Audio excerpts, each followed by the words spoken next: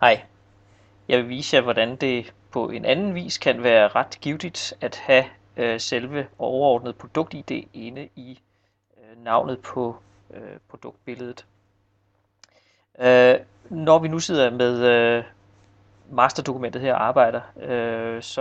og lægger data ind i vores webshop, som måske nok vil se nogenlunde sådan her ud, når I sidder og arbejder,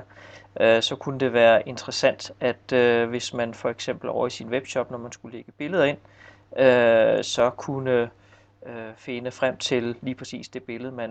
man gerne vil lægge ind med det samme, uden man visuelt skulle sidde og scrolle ned igennem en hulens masse forskellige billeder, sikkert hundredvis af billeder. Og det kan man så på samme vis gøre, hvis du forudsat selvfølgelig har uploadet alle billederne, så du først og fremmest har downloadet alle billederne fra vores site, altså fra vores link, hvor det kommer alt sammen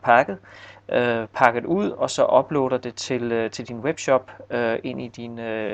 billeddatabase derinde. Som det for eksempel ligger her, jamen så kan man på samme måde gå ind her og søge på hvilket som helst produkt det måtte være, og så har du dem lige ved, når du så skal uploade det til din webshop.